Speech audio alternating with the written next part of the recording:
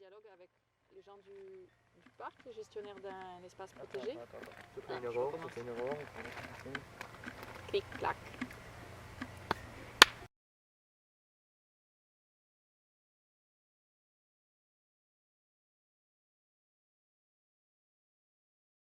Le projet K 2050, il est né à la suite du projet sur la régulation des flux sur l'île, qui s'appelait la capacité de charge. Je me suis aperçue qu'au-delà des problématiques de surfréquentation de l'île, il y avait aussi, enfin on s'est aperçu tous ensemble, d'autres sujets de potentielle friction entre les habitants de l'île et la gestion d'une aire protégée. Notamment, il pouvait y avoir tout ce qui était érosion des plages ou la gestion de la forêt. Par exemple, ici, la forêt, le parc intervient très peu. Ce n'est pas une forêt qui est exploitée. Du coup, les arbres qui meurent, ils restent sur pied, ils tombent. Et ça donne une ambiance de forêt qui dépérit pour certains. Et certains vont se dire que c'est une forêt sale. En fait, c'est juste une forêt naturelle. On a oublié que la mort faisait partie de la forêt aussi.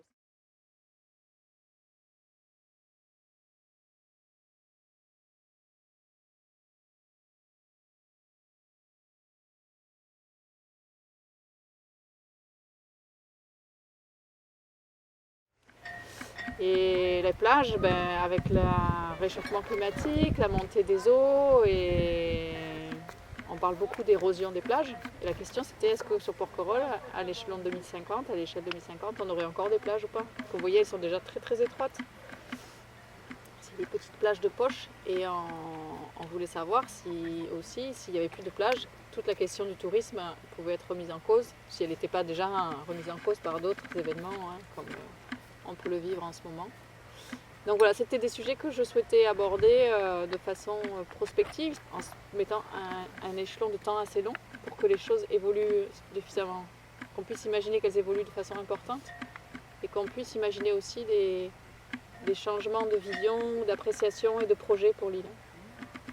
Voilà, donc c'est l'origine du projet. Donc on a déposé un projet à un appel d'offres de la Fondation de France et on a été retenu. Et donc le parc national il est partenaire, des associations de l'île aussi, et d'autres laboratoires de Toulon et de Paris qui nous accompagnent aussi, d'autres chercheurs qui nous accompagnent. Et le gros de ma mission, moi, ça a été d'abord d'écouter les Porquerolais, et ensuite de faire avec eux des ateliers où on a fait 3 scénarios pour Porquerolles à 2050 sur les liens entre l'homme et la nature. Voilà, j'ai oublié de dire le thème principal, c'est quels seront nos liens avec la nature.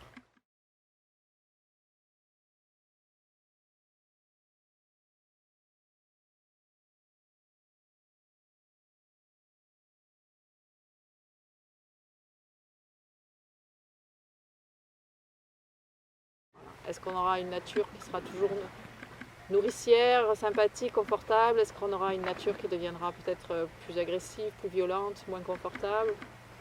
Ou est-ce qu'on aura toujours, ou alors une autre relation plus hybridée? On fera moins de distinction entre l'homme et la nature, comme on l'a fait dans nos cultures occidentales. Et il y aura peut-être une relation plus, comment dire, plus hybridée. Mais cette hybridation, elle est déjà aujourd'hui, mais on a tendance à l'ignorer, quoi. C'est vrai que dans les derniers projets qu'on a fait dans Capacité de charge, les réunions, les tableaux Excel, les rapports, les gens ils disent pas beaucoup, ils veulent de l'action, puis ils en ont un peu marre. On dit toujours une nouvelle étude qui va arriver sur une étagère, on n'en parlera plus. Donc l'idée c'était aussi de dire on va mettre les sujets en images avec d'autres formes de mode, c'est un peu vulgaire, mais de communication, mais de transmission en fait de la connaissance et de la réflexion. Donc déjà dans Capacité de charge, on a mis en place une exposition et on avait travaillé avec 2 artistes porquerolaises qui ont mis en image avec des vieilles cartes postales et puis une aquarelliste, une artiste qui vient aussi en art plastique qui a fait des très belles aquarelles pour illustrer nos scénarios.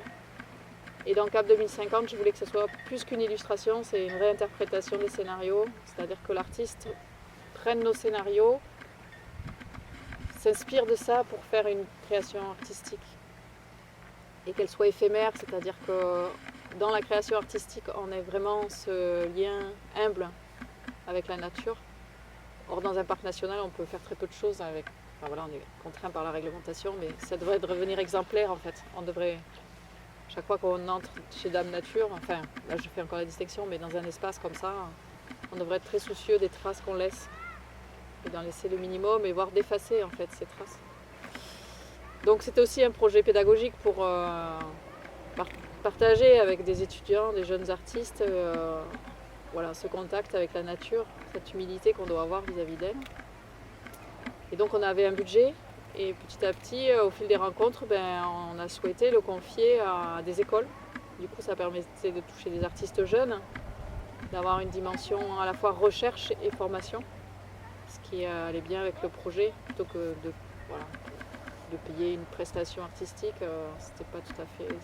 Finalement ça allait mieux dans le projet. Donc on est parti avec l'école d'art et design de Toulon et l'école du cirque de Toulouse.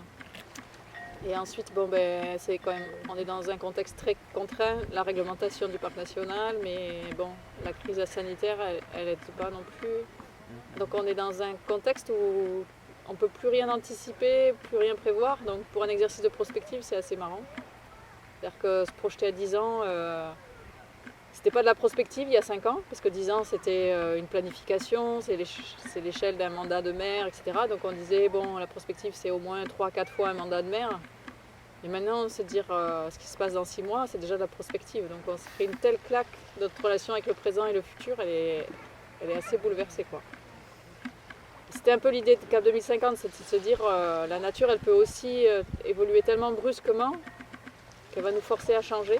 Mais bon, je ne pensais pas que ça serait le Covid qui nous ferait en temps réel vivre cet événement. Voilà. Un non humain comme le virus qui rentre dans nos vies et change autant, et si peu aussi. Enfin, on n'est pas non plus pour l'instant, hein, mais en tout cas notre rapport au temps il est très très bouleversé, quoi.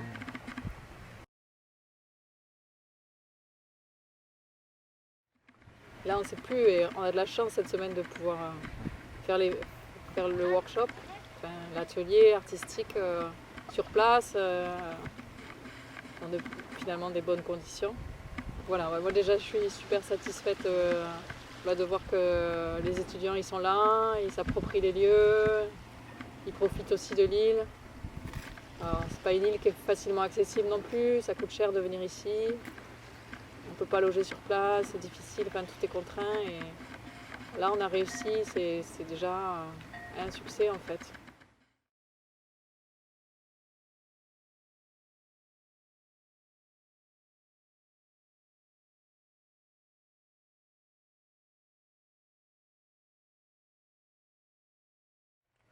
C'est au fil du temps et je pense que c'est grâce à la rencontre avec les habitants que j'ai pu vraiment apprécier l'île.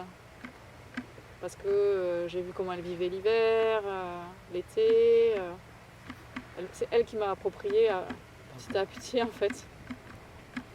Et puis maintenant je suis bien, mais je sais que ça va se terminer. C'est quelque chose de très fugitif aussi, cette relation qu'on peut tisser avec une île. Et tant mieux. En même temps, c'est étonnant de savoir qu'il y a des milliers de personnes qui ont beaucoup de sensations, beaucoup d'émotions en venant ici.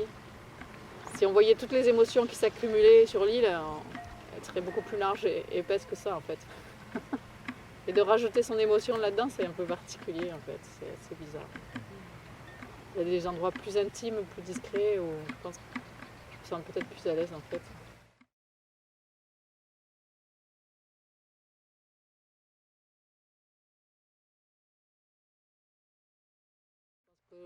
Le scénario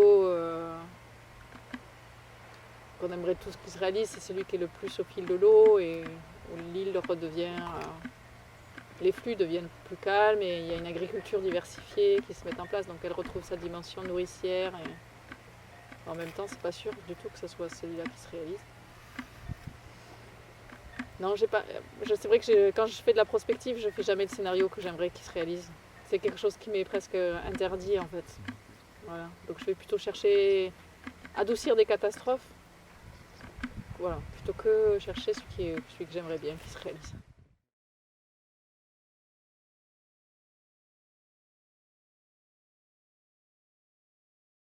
Je suis vraiment contente qu'on puisse faire ces dernières étapes là du projet.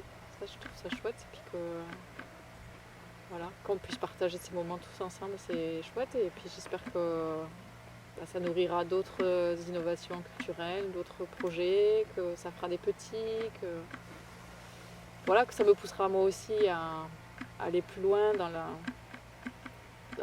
mettre plus de place dans l'artiste, dans les projets de recherche. Je pense que le regard artistique peut vraiment nous aider à changer nos paradigmes, et notamment les paradigmes scientifiques et de façon de voir le monde arriver, quoi. C'est un peu l'hypothèse. Si je devais demain déposer un projet, ce serait celui-là, quoi. C'est de mettre l'artiste au cœur au cœur de la prospective et inverser les rôles et demander aux scientifiques d'interpréter les scénarios.